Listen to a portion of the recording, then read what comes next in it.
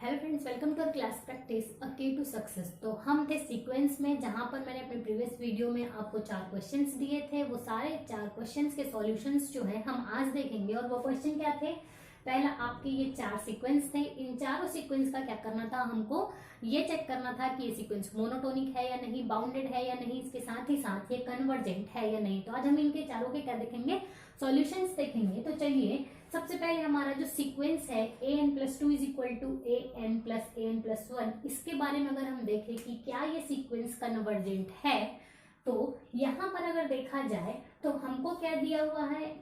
an+2 is equal to an+an+1 where a1 is equal to 1 and a2 is equal to also 1। ठीक है, तो यहाँ पर हम क्या देखते हैं कि जो हमारा नेक्स्ट टर्म जो होगा वो क्या होगा? अपने प्रीवियस 2 टर्म का सम है।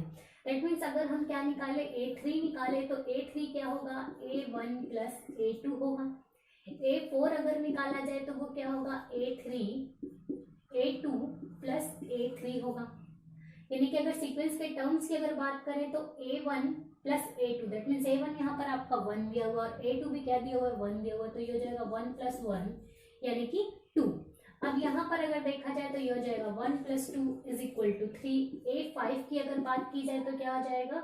a3 प्लस a4 यानी कि क्या आपका 3 आया है कितना? a3 है 2 और a4 कितना आया है? 3, दैट मीन्स 5। ठीक है, तो यानी कि सीक्वेंस के अगर टर्म देखें, जो हमारा an बनेगा वो क्या होगा? आपका पहला टर्म होगा 1, फिर होगा 1, फिर होगा 2, फिर 3, फिर 5, फिर इनका सम 8, फिर इनका सम 13 अप टू ये चलेगा। ठीक है, ये हो गया आपका सीक्वेंस। तो कभी भी आप जब क्वेश्चन सॉल्व कर रहे होंगे तो आप सबसे पहले ये देखेंगे कि आप सीक्वेंस के टर्म्स बना पा रहे हैं क्या। तो यहाँ पर हमने देखा कि सीक्वेंस के टर्म्स तो हो गए। अब हमको सबसे पहले हमने जो थ्योरम पढ़ा था, कौन सा? कभी भी कन्वर्जिंग चेक करना है, आपके पास अगर कोई क्वेश्चन दिया हुआ है वहां पर सीक्वेंस के बाउंडेडनेस की, मोनोटोनिसिटी की और कन्वर्जेंट के बारे में अगर कुछ पूछा गया है तो आप सबसे पहले ये चेक करेंगे कि क्या आपका सीक्वेंस मोनोटोनिक है। क्योंकि हम जो थ्योरम पढ़े थे, फिर से रिवाइज कर लेते हैं कि a monotonic sequence is convergent if and only if it is bounded। ठीक है, कि कोई भी मोनोटोनिक सीक्वेंस जो है वो कन्वर्जेंट कब होगा? अगर वो क्या हो? बाउंडेड हो। मतलब अगर आप पहले चेक कर लीजिए कि क्या आपका सीक्वेंस मोनोटोनिक है। मोनोटोनिक होने के बाद आपको सिर्फ ये चेक करना है कन्वर्जेंट और बाउंडेड। एक थ्योरम तो हो गया, ये आपको इसका यूज करना है। और सेकेंड आपको किसका यूज करना है कि every convergent sequence is bounded. ठीक है, कि जितने भी कन्वर्जेंट सीक्वेंस होते हैं वो सारे के सारे क्या होते हैं? बाउंडेड होते हैं। अगर आपका सीक्वेंस कन्वर्जेंट है तो वो बाउंडेड होगा ही होगा। और अगर इसको नेगेशन में देखना चाहें तो हम देख सकते हैं कि not bounded implies not convergent. क्योंकि अगर आप किसी सीक्वेंस को कन्वर्जेंट बोल रहे हैं तो वो बाउंडेड होगा ही होगा। ठीक है, लेकिन अगर बाउंडेड नहीं है तो वो कन्वर्जेंट नहीं होगा। एज अ नेगेशन आप यहाँ पर देख सकते हैं। यानी कि अगर आप क्या करें कि किसी सीक्वेंस को अगर हम ये दिखा पाए कि वो बाउंडेड नहीं है तो वो सीक्वेंस क्या होगा? कन्वर्जेंट ही नहीं होगा। तो सबसे पहले हम क्या करेंगे? हमारे सीक्वेंस को चेक करने के लिए हम पहले देखेंगे कि हमारा सीक्वेंस मोनोटोनिक है। तो मोनोटोनिक की डेफिनेशन क्या होती है कि an इज लेस देन और इक्वल टू an+1 मिलना चाहिए आपको for all n is belongs to n के लिए, या फिर an इज ग्रेटर देन और इक्वल टू an+1 मिलना चाहिए for all n belongs to n के लिए। दैट मीन्स हमारा प्रीवियस टर्म अगर नेक्स्ट टर्म से छोटा है बराबर है तो मोनोटोनिकली इंक्रीजिंग होगा और ये मोनोटोनिकली डिक्रीजिंग होगा। प्रीवियस वीडियो में मैंने मोनोटोनिक इंक्रीजिंग और डिक्रीजिंग सीक्वेंस के बारे में काफी अच्छे से बता रखा है, बहुत सारे एग्जांपल्स के साथ। तो आप वहां पर जाकर के देख सकते हैं। ठीक है, तो यहाँ पर अगर हम देखें तो ये सीक्वेंस आपको कैसा दिख रहा है कि a1 जो है वो इक्वल है a2 के। ठीक है, इक्वालिटी की कंडीशन भी हमारे मोनोटोनिक में होती है। ठीक है, फिर यहाँ पर क्या है? a3 a4 a5 up to चल रहा है। दैट मीन्स ये जो हमारा सीक्वेंस है क्या है? मोनोटोनिकली इंक्रीजिंग है। ये सीक्वेंस कैसा है? Monotonically increasing. ठीक है, अब अगर बात करें सीक्वेंस के बाउंडेड, अगर कोई सीक्वेंस मोनोटोनिक हो गया तो उसके बाद हमको सिर्फ क्या चेक करना है? क्या वो सीक्वेंस बाउंडेड है? अगर बाउंडेड हुआ तो कन्वर्जेंट हो जाएगा और अगर बाउंडेड नहीं हुआ तो कन्वर्जेंट नहीं होगा। क्योंकि नॉट बाउंडेड क्या इंप्लाई करता है? Not convergent. ठीक है, तो आपको मोनोटोनिक मिल चुका है। अब बात करें अगर सीक्वेंस के बाउंडेडनेस की, तो हम देख सकते हैं कि सीक्वेंस ए एन जिसके सारे टर्म्स क्या है 1 से बड़े हैं, लेकिन किस रियल नंबर से छोटे होंगे ये तो हमको नहीं पता, यानी कि इसका जो अपर बाउंड है वो एग्जिस्ट नहीं कर रहा है। दैट मीन्स हमारा जो सीक्वेंस होगा वो क्या होगा, नॉट बाउंडेड होगा। क्यों नॉट बाउंडेड होगा, क्योंकि सीक्वेंस का जो अपर बाउंड है वो एग्जिस्ट नहीं कर रहा है। दैट मीन्स हमारा जो सीक्वेंस है वो मोनोटोनिक तो है पर बाउंडेड नहीं है। तो अगर कोई सीक्वेंस मोनोटोनिक है और बाउंडेड नहीं है, दैट मीन्स क्या हो जाएगा, कन्वर्जेंट नहीं होगा। यानी कि अगर बात करें इस सीक्वेंस की, तो ये सीक्वेंस क्या है, मोनोटोनिक है, नॉट बाउंडेड है और नॉट कन्वर्जेंट है। ठीक है, चलिए बात करते हैं हमारे आगे के 3 सीक्वेंसेस की, जो कि काफी इंपॉर्टेंट है। तो अब हम अगर क्या करें, अपने नेक्स्ट क्वेश्चन की बात करें, तो यहाँ पर क्या दिख रहा है कि हमारा जो नेक्स्ट टर्म है वो अपने प्रीवियस 2 टर्म्स का क्या है, एरिथमेटिक मीन है। ठीक है, क्या है, एरिथमेटिक मीन है। दैट मीन्स जो हमारा अगला टर्म होगा वो पिछले 2 टर्म का क्या होगा, मीन होगा। यानी कि यहाँ पर अगर देखा जाए तो सबसे पहले आपको क्या दिया हुआ है, A1 is less then A2, यानी कि आपका जो A1 है वो आपके A2 से क्या होगा, छोटा होगा। जब हम एरिथमेटिक मीन निकाल रहे हो तो इन 2 टर्म का जो मीन होता है वो कहाँ पर आता है, इनके बीच में आता है। दैट मीन्स A3 आपका यहाँ पर आएगा। अगर हम क्या निकालें, A4 निकालें, यानी कि यहाँ पर अगर देखें तो A3 इज इक्वल टू क्या मिलेगा, 1/2 A1 प्लस A2। अगर बात करें A4 की, तो A4 आपको क्या मिलेगा, 1/2 A2 प्लस A3। ठीक है, यानी कि A4 जो होगा वो A3 और A2 का मीन होगा। ठीक है, सिमिलरली अगर A5 किया जाएगा तो वो A3 और A4 के बीच में आएगा। A6 अगर निकाला जाएगा तो वो यहाँ पर आएगा। इसी तरीके से आपके सीक्वेंस के टर्म्स जो है वो मिलते जाएंगे। ठीक है, तो अब हमको इसके बारे में बताना है कि ये सीक्वेंस हमारा बाउंडेड है, मोनोटोनिक है, कन्वर्जेंट है, इसकी लिमिट क्या होगी, ये सारी चीजों के बारे में देखना है। ठीक है, तो सबसे पहले अगर बात करें मोनोटोनिक सीक्वेंस की, ठीक है, ये सीक्वेंस मोनोटोनिक है या नहीं, तो यहाँ पर अगर देखें तो हमको क्या दिख रहा है कि जो A1 है यहाँ पर A1 A2 से तो छोटा है। ठीक है, जैसे ही आप मीन निकालते जाएंगे चीजें क्या होती जाएंगी, घटती चली जाएंगी। ठीक है, तो यहाँ पर A1 आया। ठीक है, A1 किससे छोटा दिख रहा है, A3 से। फिर A3 के बाद अब A1 A2 से तो छोटा है। ठीक है, अब यहाँ पर क्या A2 A3 से छोटा है, नहीं होगा, क्योंकि अगर इन दोनों का मीन निकाला जाए तो वो तो इनके बीच में आ रहा है, इनके बीच में आ रहा है। दैट मीन्स A3 जो है वो क्या हो जाएगा, A2 से छोटा है। यानी कि हमको क्या मिलना चाहिए मोनोटोनिक के लिए, कि आपका जो AN है वो लेस और इक्वल AN+1 मिले या फिर ग्रेटर मिले। यानी कि या तो मोनोटोनिकली इंक्रीजिंग हो या मोनोटोनिकली डिक्रीजिंग हो। तो यहाँ पर जब हम सीक्वेंस के टर्म्स देखते हैं तो A1 तो A2 से छोटा है, बट A2 A3 से छोटा नहीं है। फिर A3 छोटा है A4 से, यानी कि ये जो सीक्वेंस है मोनोटोनिक नहीं है। कैसा नहीं है, ये सीक्वेंस जो है मोनोटोनिक नहीं है। क्यों, क्योंकि रीजन आपको पता चल गया है। ठीक है, अब मोनोटोनिक नहीं है, तो यहाँ पर जब 2 थ्योरम आपने पढ़ा है कि मोनोटोनिक होता तो कन्वर्जेंट बाउंडेड को इंप्लाई करता और बाउंडेड कन्वर्जेंट को इंप्लाई करता, बट हमारा जो सीक्वेंस है वो मोनोटोनिक नहीं है। मोनोटोनिक नहीं है कहने का मतलब ये है कि अगर सीक्वेंस बाउंडेड हुआ तो वो कन्वर्जेंट हो भी सकता है और नहीं भी हो सकता, लेकिन अगर बाउंडेड नहीं हुआ तो कन्वर्जेंट नहीं होगा। ठीक है, 2 चीजें यहाँ पर होती है। अगर सीक्वेंस बाउंडेड मिलता है तो उसके कन्वर्जेंट के बारे में कुछ नहीं कहा जा सकता, अगर मोनोटोनिक नहीं है तो। और अगर नॉट बाउंडेड मिलता है तो हम कहेंगे कि वो सीक्वेंस हमारा क्या होगा, नॉट कन्वर्जेंट होगा। तो यहाँ पर अगर देखें तो हमारा सीक्वेंस मोनोटोनिक हुआ क्या, नहीं हुआ। ठीक है, सीक्वेंस हमारा मोनोटोनिक नहीं है। अब बात करना है कि सीक्वेंस हमारा बाउंडेड है या नहीं, कन्वर्जेंट है या नहीं। ठीक है, तो सीक्वेंस के जितने भी टर्म्स यहाँ पर दिख रहे हैं, ये हो गया आपका A1, ये हो गया आपका A2, इन्हीं के बीच में ही क्या हो रहा है, सीक्वेंस के सारे टर्म्स आ रहे हैं। ठीक है, तो अगर बात करें बाउंडेडनेस की, तो AN जितने भी आपके AN है वो किसके किसके बीच में लाई कर रहे हैं, A1 और A2 के बीच में ही लाई कर रहे हैं। For all N belongs to N, that means आपका सीक्वेंस क्या हो गया, बाउंडेड हो गया। अब हमको क्या चेक करना है कि हमारा सीक्वेंस कन्वर्जेंट है या नहीं। तो यहाँ पर अगर सीक्वेंस के टर्म्स देखे जाए तो हमको क्या मिल रहा है कि A1 is less then A3, A3 is less then A5। Similarly आपको बीच में A7 मिलेगा, इस तरीके से आपको मिलेगा। ठीक है, यानी कि A1 लेस देन A3 है, A3 लेस देन A5 है, A5 लेस देन क्या हो जाएगा, A7 मिल जाएगा, अप टू ये चलेगा। अगर बात करें इसके इवन टर्म्स की, तो इवन टर्म्स कैसे हो जाएंगे, देखो A2 जो है वो छोटा है किससे, A4 से, A4 छोटा होगा किससे, A6 से। सिमिलरली इसी तरीके से हम क्या होते जाएंगे, आगे बढ़ते जाएंगे। तो यहाँ पर हमको क्या मिलेगा, A2 is greater then A4, A4 greater than A6, A6 greater than A8, इस तरीके से। यानी कि हम क्या देख रहे हैं कि जो हमारा मेन जो सीक्वेंस है वो तो मोनोटोनिक नहीं है, लेकिन अगर इसको क्या कर दिया जाए, इसके दो सब सीक्वेंस ले लिए जाए, एक ऑड टर्म का सब सीक्वेंस और एक इवन टर्म का सब सीक्वेंस, ठीक है। इसके दो सब सीक्वेंस बन गए, एक ऑड टर्म का बन गया और एक इवन टर्म का। तो हम क्या देख रहे हैं कि जो ऑड टर्म का सीक्वेंस है वो क्या है, मोनोटोनिकली डिक्रीजिंग है। इवन टर्म का जो सीक्वेंस है वो क्या है, मोनोटोनिकली इंक्रीजिंग है। दैट मीन्स जो आपके सब सीक्वेंसेस बन रहे हैं वो क्या हो गए, मोनोटोनिक हो गए हैं, ठीक है। जो आपका an 2n माइनस 1 जो सीक्वेंस बन रहा है और A2n, ये जो दो सब सीक्वेंसेस बन रहे हैं, ये दोनों सब सीक्वेंस आपके क्या है, मोनोटोनिक है, ठीक है। सीक्वेंस क्या है, मोनोटोनिक। आपका जो सीक्वेंस था वो क्या था, बाउंडेड था। तो अगर कोई सीक्वेंस बाउंडेड है तो उसके जितने भी सब सीक्वेंस बनेंगे वो भी क्या होंगे, बाउंडेड ही होंगे।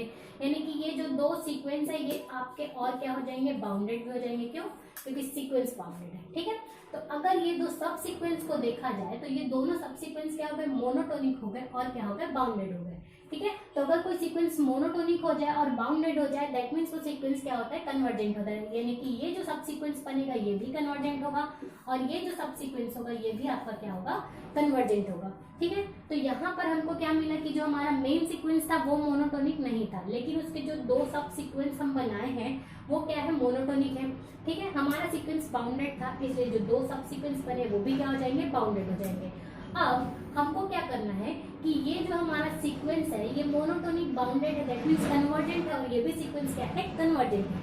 तो सबसे पहले हम क्या करते हैं कि लेट, अगर ये कन्वर्जेंट है तो limit n tending to infinity A2n minus 1 अगर किया जाए तो मान लेते हैं कि इसकी जो लिमिट आ रही है वो क्या आ रही है, L आ रही है। और limit n tending to infinity A2n अगर निकाला जाए तो इसकी लिमिट कितनी आ रही है, m आ रही है। तो अगर हमको क्या करना हो, अपने सीक्वेंस की लिमिट निकालना हो, हमारे सीक्वेंस को देखना हो कन्वर्जेंट है या नहीं, तो हम यूज करेंगे अपने इन दो सब सीक्वेंसेस की लिमिट की, ठीक है। तो अगर इसकी लिमिट निकाली जाए, limit n tending to infinity an plus 2 is equal to हमको क्या मिलेगा, 1/2 limit n tending to infinity an plus 1, ठीक है। अगर टर्म देखे जाए तो इवन ऑड से मिलकर के बना हुआ है, ठीक है। यहाँ पर आपको पता है कि ऑड टर्म की लिमिट कितनी आ रही है, L आ रही है, और इवन टर्म की लिमिट क्या आ रही है, M आ रही है, ठीक है। तो अगर कोई सीक्वेंस किसी नंबर को अप्रोच कर रहा होता है तो सीक्वेंस के यहाँ पे आप कोई भी टर्म लिए जाए, किसी भी फॉर्म में लिया जाए, तो वो क्या होगा, उसी पॉइंट को क्या करता है, कन्वर्ट करता है। तो यहाँ पर अगर देखा जाए इसकी लिमिट तो हमको नहीं पता है, ठीक है। तो ये हो जाएगा 1/2 limit n tending to infinity, ठीक है। अगर हम इसकी बात करें कि हमारा जो ये टर्म है वो क्या है, इवन है, अगर इसको क्या ले लिया जाए, इवन, ठीक है। क्योंकि ये टर्म या तो 3 हो सकता है या 4 हो सकता है या कोई भी हो सकता है। तो ये अगर इवन है तो इसकी जो लिमिट होगी वो इवन वाली होगी, दैट मीन्स क्या होगी, m होगी। यानी कि ये जो लिमिट होगी वो कितनी आएगी, m आएगी। ये 1/2 हो गया आपका, ये क्या हो गया, 1/2 हो गया। an अगर ये क्या है, आपका इवन टर्म है, ठीक है, ये क्या है, इवन टर्म है, तो आपका ये वाला जो टर्म होगा वो क्या होगा, इवन होगा, ये वाला टर्म क्या होगा, ऑड होगा। दैट मीन्स an जो होगा वो क्या होगा, इवन की लिमिट कितनी, m है, और इसकी लिमिट क्या है, l है, ठीक है। तो इसको अगर सॉल्व किया जाए तो हमको क्या मिलेगा, m is equal to l, ठीक है। यानी कि जब हम इवन टर्म ले रहे हैं तो हमको क्या मिल रहा है, l और m इक्वल मिल रहा है। मतलब यानी कि जो आपका इवन और ऑड टर्म, ये जो दो लिमिट को कन्वर्ट कर रहे हैं वो दोनों के दोनों क्या हो गए, सेम हो गए। सिमिलरली अगर हम इसको क्या मान ले, ये पहला केस हो गया। अगर सेकंड केस ले लिया जाए क्या, कि ये जो हम लिमिट ले रहे हैं ये किसके लिए, ऑड के लिए है।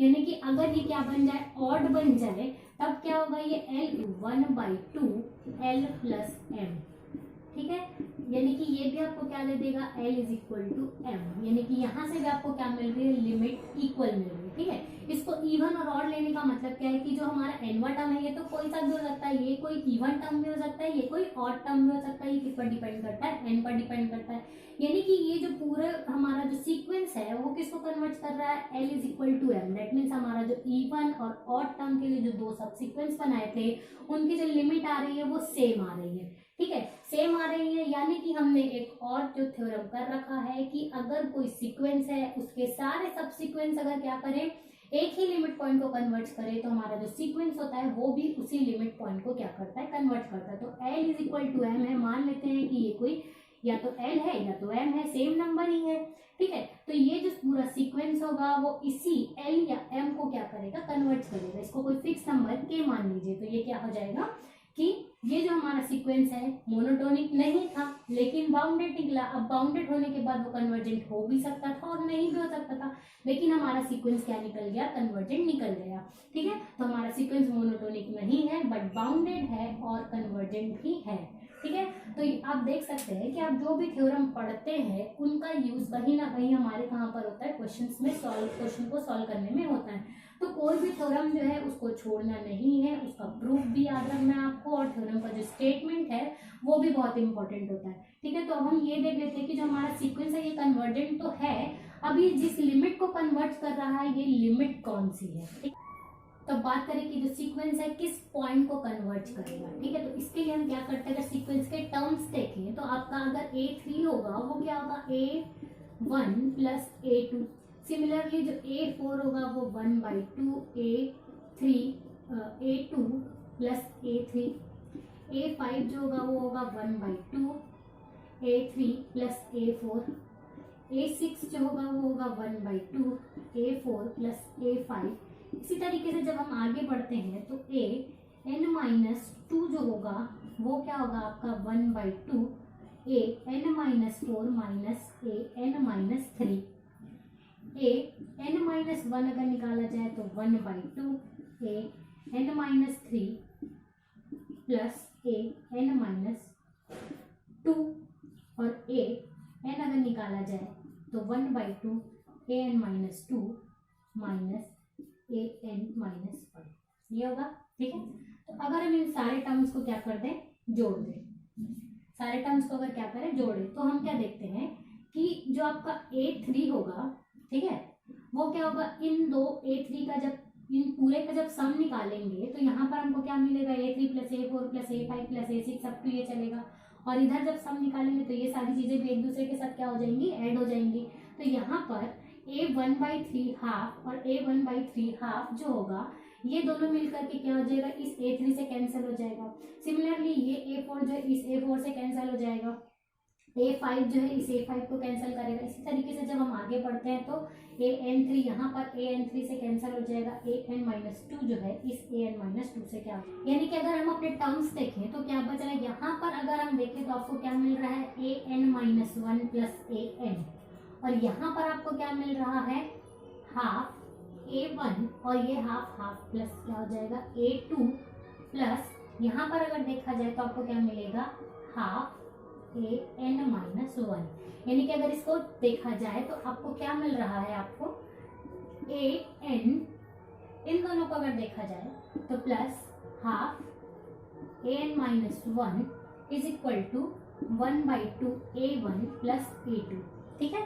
अब अगर यहाँ पर क्या किया जाए, लिमिट लगाई जाए, तो limit n tending to infinity अगर हम लेते हैं तो यहाँ पर हो जाएगा An plus 1/2 An-1 is equal to, यहाँ पर लिमिट लगाएंगे तब भी हमारी क्या हो जाएगी, जो A1 और A2 की जो वैल्यू होगी वो वही होगी, यानी कि हो जाएगा 1/2 A1 प्लस आपका क्या हो जाएगा A2, ठीक है। तो अगर क्या कहा जाए कि ये जो सीक्वेंस आपका कन्वर्जेंट है, ये तो पता ही है कि आपको जो सीक्वेंस है वो क्या है, कन्वर्जेंट है। मान लेते हैं कि इसका जो कन्वर्जेंट पॉइंट है वो क्या है, L है। तो अगर An+2 L को कन्वर्ट करेगा तो An भी L को कन्वर्ट करेगा, An-1 भी L को कन्वर्ट करेगा, और An+1 जो है वो भी L को कन्वर्ट करेगा। दैट मीन्स आप किसी भी फॉर्म में n लीजिए, ये जो सीक्वेंस है ऑलवेज क्या करेगा, L को ही कन्वर्ट करेगा। यानी कि अगर इसकी लिमिट देखी जाए तब भी L आएगी, यहाँ पर अगर लिमिट निकाली जाए तब भी क्या आएगी, L ही आएगी, और ये जो होगा आपका 1/2 A1 प्लस A2 ही होगा, ठीक है। इसको अगर सॉल्व किया जाए तो आपको क्या मिल जाएगा, 2L plus L/2 is equal to, ये क्या हो जाएगा आपका A1 प्लस 2A2 अपॉन 2, ठीक है। दैट मीन्स क्या, L is equal to A1 plus 2A2/3, ठीक है। यानी कि ये जो सीक्वेंस है अगर इसके लिमिट की बात की जाए तो ये किस पॉइंट को कन्वर्ट करता है, तो इसका जो पॉइंट है, converging point L is equal to A1 plus 2a2/3 होगा।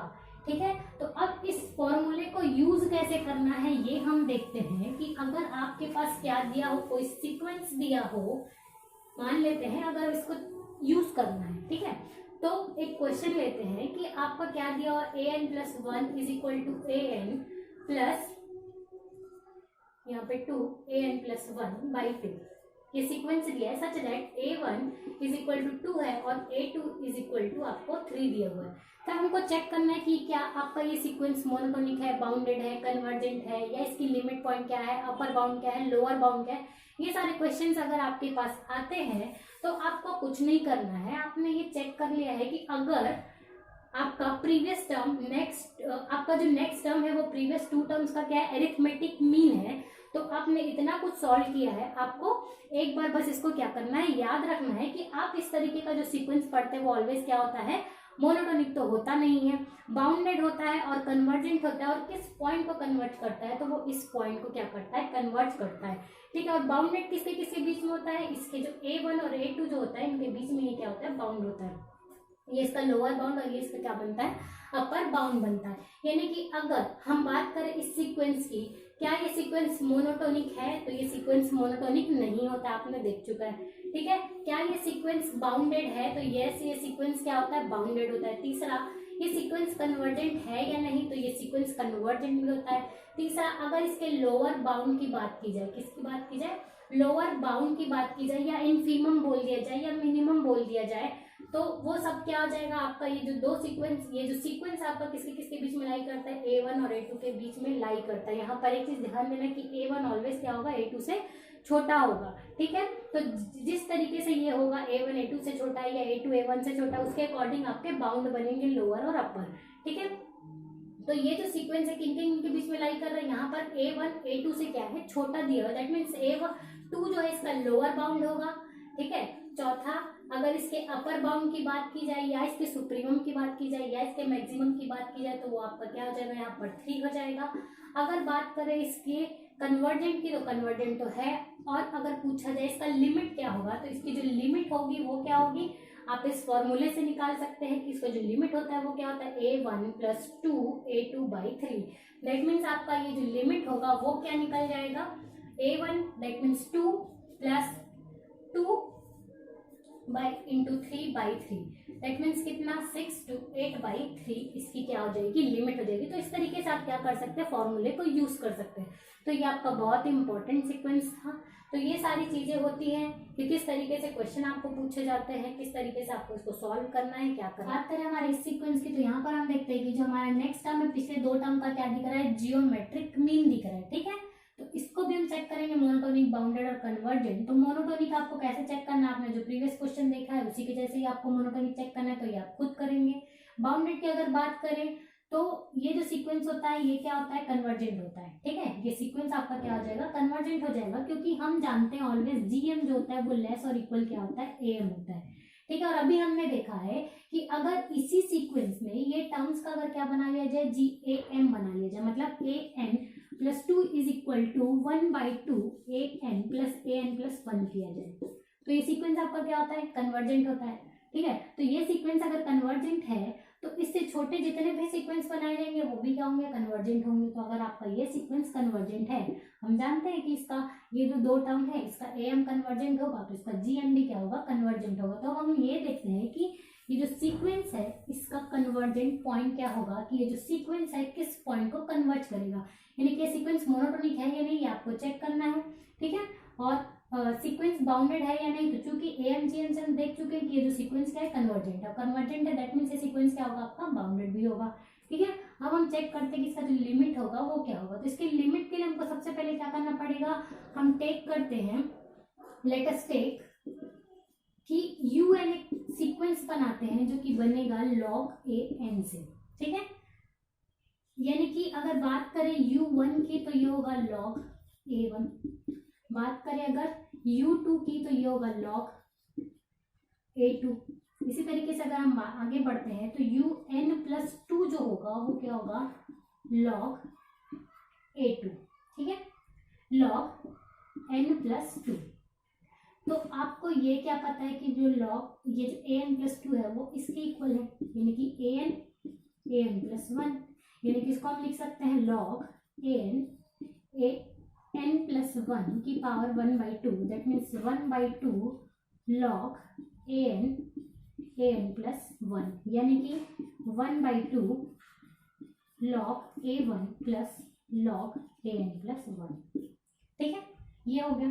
अब हमको क्या पता है कि ये जो log an, ये जो log an है वो किसके बराबर है, आपके un के, और log an+1 जो होगा वो किसके बराबर हो जाएगा, आपके un+1 के, यानी कि un+2 जो है वो आपका क्या बनेगा, 1/2, ये हो जाएगा आपका un प्लस ये क्या हो जाएगा un+1। यानी कि हम क्या देख रहे हैं कि यहाँ पर जो हमारा टर्म बन रहा है un+2, ये क्या हो रहा है, अपने पिछले दो टर्म का क्या बन रहा है, एरिथमेटिक मीन बन रहा है। दैट मीन्स ये जो सीक्वेंस होगा un+2, यानी कि जो un हम बना रहे हैं वो क्या हो जाएगा, कन्वर्जेंट हो जाएगा। un जो है वो आपका क्या हो जाएगा, कन्वर्जेंट हो जाएगा। और हम जानते हैं कि जो एरिथमेटिक मीन होता है, सीक्वेंस जो एरिथमेटिक मीन के टर्म में बन रहा होता है, ये कन्वर्जेंट होता है। कन्वर्ट किस पॉइंट को कर रहा होता है, यानी कि हमने अपने प्रीवियस क्वेश्चन में देखा कि limit n tending to infinity n+2 अगर निकाला जाए तो ये क्या आता है आपका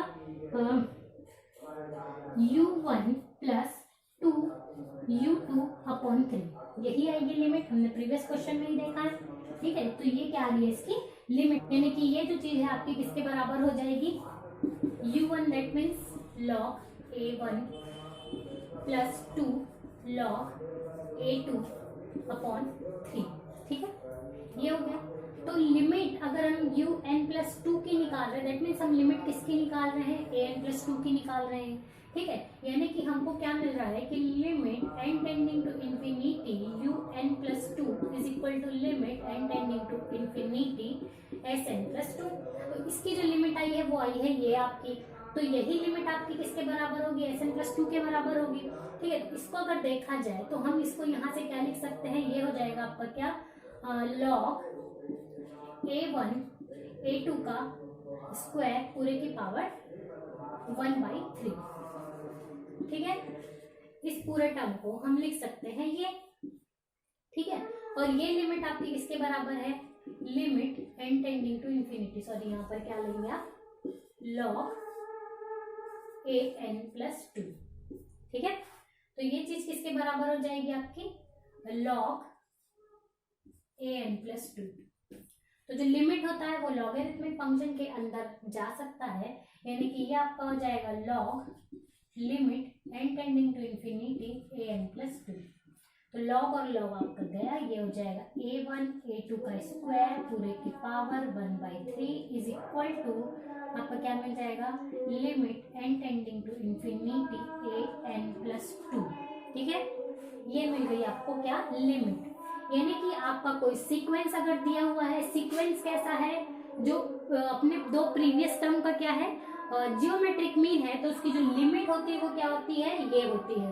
तो इसकी लिमिट अगर निकालें तो a1 a2 का स्क्वायर पूरे की पावर 1/3। यहाँ पर ध्यान देना है कि आपके जो दोनों टर्म है वो क्या होने चाहिए, पॉजिटिव होने चाहिए, क्योंकि आप क्या पढ़ रहे हैं, रियल नंबर का सीक्वेंस पढ़ रहे हैं। ठीक है, तो ये हो गया आपका सीक्वेंस की लिमिट। तो इसी तरीके से जैसे आपने प्रीवियस क्वेश्चन में देखा था कि अगर आपको a1 और a2 की वैल्यू अगर दी हुई है तो आप यहाँ पर रख करके इस सीक्वेंस की क्या कर सकते हैं, लिमिट फाइंड कर सकते हैं। इसके बाउंडेड यूनिफॉर्म, इसके बाउंडेडनेस के बारे में, इसके कन्वर्जेंट के बारे में, supremum, infimum, upper bound, lower bound, maximum, minimum, और ये सारी चीजों के बारे में आप क्या कर सकते हैं, बता सकते हैं।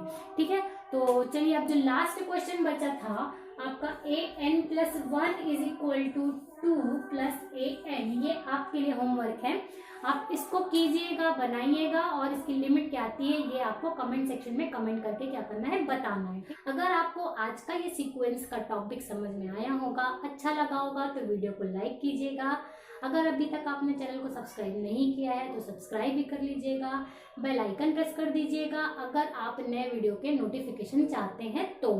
ठीक है, और अगर आप अपने दोस्तों के साथ शेयर करना चाहते हैं तो वीडियो को शेयर भी कर सकते हैं।